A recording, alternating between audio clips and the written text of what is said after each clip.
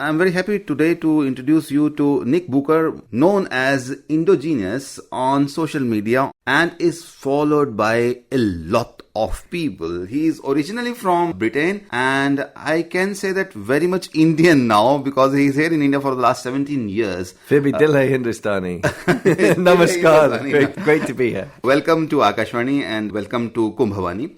Kumbh, what attracted you to Kumbh? And I understand that you made a model of Kumbh in sand on a Goa beach. That was when? This was on New Year's Day. So this is how I began the year. I was thinking about the Mahakumbh Mela at Prayagraj and trying to understand the space.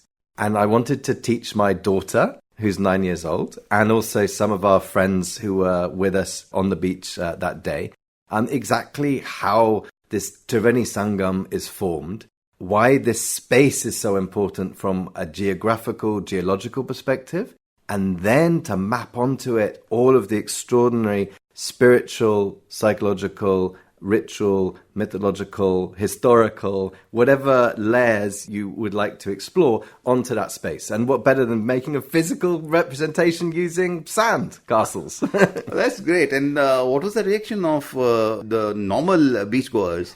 Absolute curiosity. So people kept on. So we actually took a couple of days because I had to work out how do I get the rivers of Mar Ganga and Mar Yamuna to flow down from my little Himalaya replication. So I had Gangotri and Yamunotri, and we had the waters flowing down. So the water kept on sinking into the sand. So I had to work out how to kind of make the channels using recycling and reusing plastic sheets, which we then obviously disposed of properly afterwards. And it was actually on the high tide line, and there was a very high tide on New Year's Eve, and the whole thing got swept away. So I had to start again from scratch. And but that's how life is. People were curious. People were interested. And that got them thinking about Kumbh Mela, got them thinking about Prayagraj and this extraordinarily important place. Probably in some ways the most important place on earth in terms of the sheer number of people's lives over millennia who live because of these blessed sacred waters. And how did your daughter react to your model?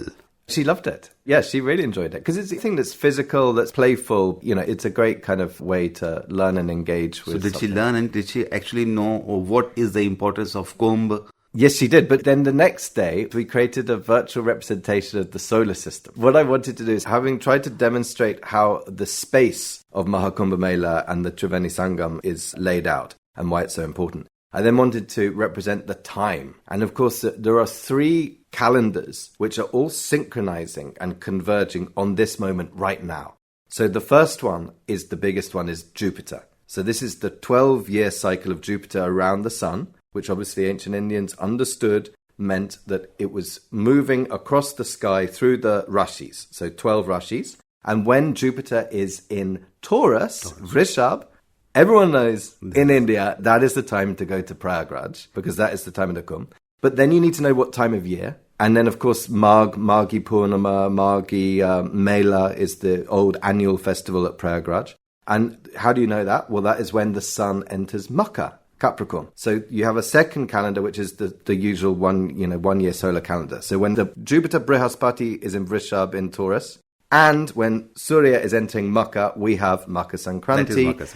And we have the Kumbh Mela at Prayagraj, and it is a Mahakumbh Mela. But there is a third cycle. This is really important. There is a third cycle, and that is, of course, the lunar cycle. And the lunar cycle is 27 to 29 days, and we go from Amavasya to Purnima.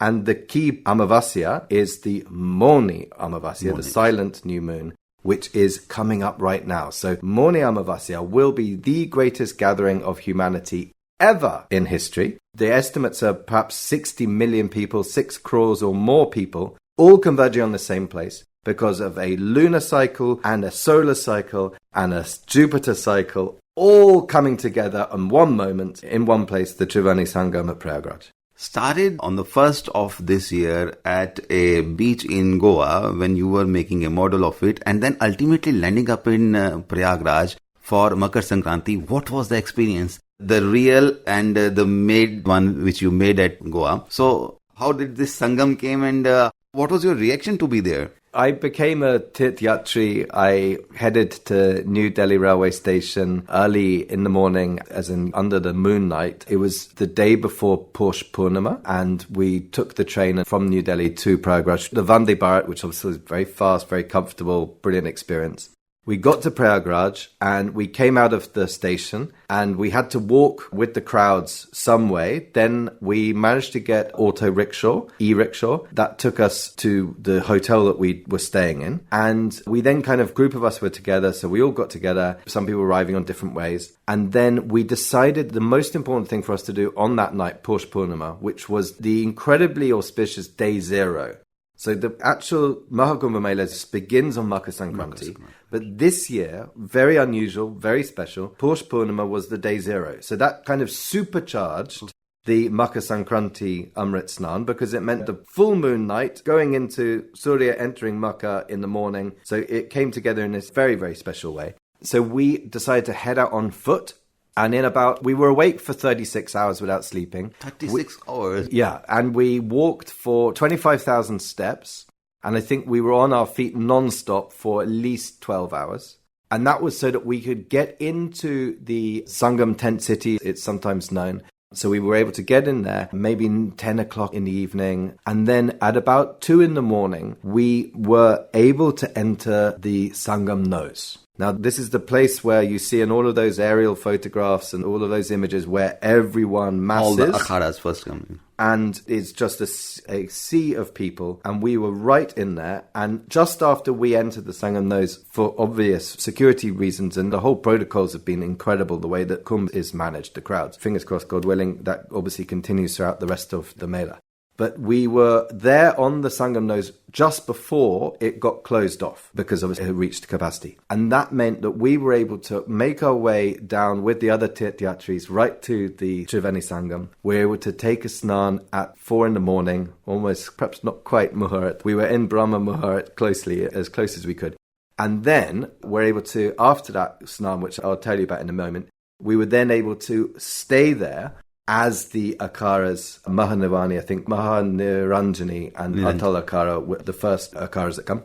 So we were there on the front row of the crowd as police obviously cleared the procession pathway, the Marg, and then the Akaras came in for their extraordinary Shahi Amrit Snan as the sun rose on Makar Sankranti. And we were right there. Oh, how lucky you were. Unbelievably lucky. And we knew we were lucky the whole time.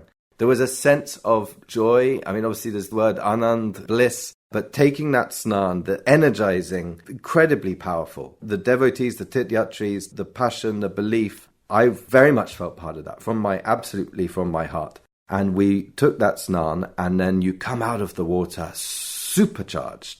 I mean, like incredibly energized. And in that particular snan, that night, it was a sense of real bliss, of real joy. And that has stayed with me ever since.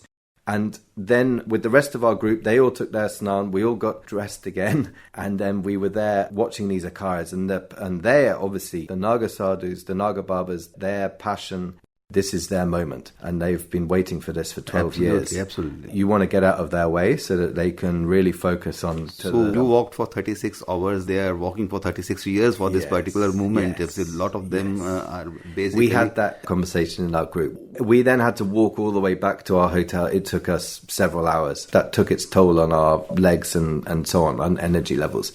But we were, in this extraordinary way, we were really grateful that, I'm a very privileged person. I have a car. I can take Vande Bharat. I have a comfortable life. But at least on that moment, we felt like we had earned one drop of that Amrit Snan by having to walk so much that night and being awake and at least some tapasya. So let's rewind the clock a little. Which one? The moon, the sun, or the Jupiter? Your life clock. Yeah. So when were you first introduced to this concept of Hinduism, the concept of Kumbh? When did this first came to you and then you started digging up more on this?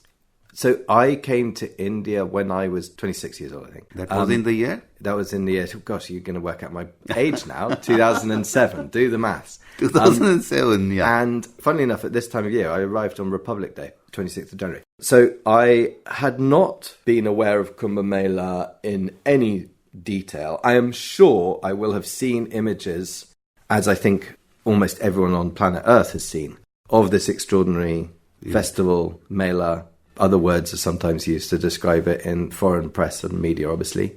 Words like spectacle, which rightly aren't necessarily the most accurate word to describe it.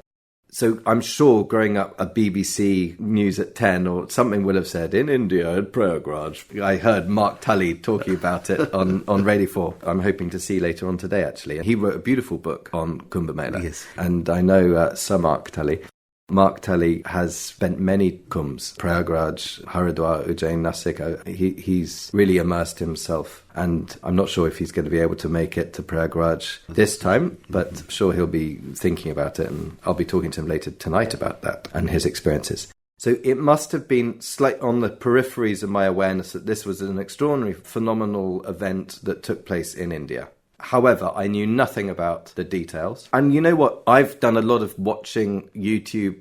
In the last few months, I've been trying to find some, as many documentaries as I can about Mahakumbh Mela, and I haven't found any of them that come even close to capturing the scale, the passion, the devotion, the normal tirthyatris from all over India, their stories, their kind of from the heart, what it means to them, the sense of what it's really like in the Akharas with the Naga sadhus. Nothing can prepare you for what it's like to actually be there in person. But this is so deep-rooted and such, it's really the scale is so massive that it is very difficult for anybody to actually portray it on a YouTube channel or anything, because we are running this channel for all the almost 40 days, and every time the new story, new people are coming, and we still feel that, we are only touching the shore. Yes. It's so deep. Glimpses. But your listeners are very lucky that you're doing this for such a long time throughout the Kumbh, because they must keep listening to this program, because they will be constantly, like you're saying, hearing different perspectives. And like that Jain story of Anakantavad, not one-sidedness, the story of the parable of the blind men and the elephant. Mahakumbh Mela is the elephant.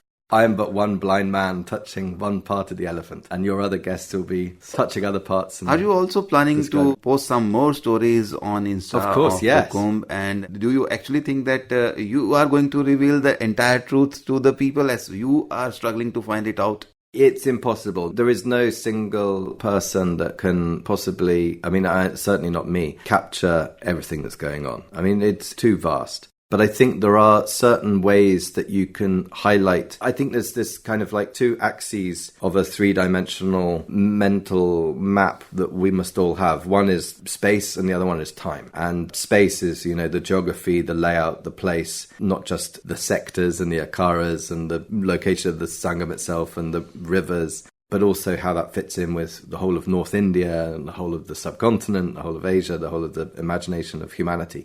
So the space aspect. And then there's the time. And the time is both the cosmic, if we go back to the Samudra Manthan, if we go to the Prithvijaya Jaganam, the story of the creation of the separation of Bhuv, Bhuva, Swaha, actually happening at Prayagraj. There's all kinds of Puranic stories where they are demonstrating the importance of this place. In the Prayag Mahatmya, in the Tirtha Mahatmyas, Padma Puranas, Matsya Purana. I've been reading a lot of these in order to try and understand exactly how people have described this. And there are different stories at different times. And there is emphasis on different elements of the story and different parts. So Akshayavat, the everlasting banyan tree that is on the corner of the Sangam in the fort, which I've seen. Or I've seen the one that they say is Akshayavat, and there's stories that maybe there's another one hidden by the British under the ground in the middle of the fort. And anyway, but that's another story. Then Samudrakup, the well of the ocean, which is the ocean beneath the earth, which is saline water at the bottom of this incredibly deep well. Nag Vasuki and the Samudra Manthan story, which is a beautiful temple on the top of a hill about halfway up the Sangam city on Daraganj side. Pratisthana, Junsi, Ultakila, the fort that turned upside down in an earthquake, place where Yudhisthira and the Pandavas came. Ram coming to visit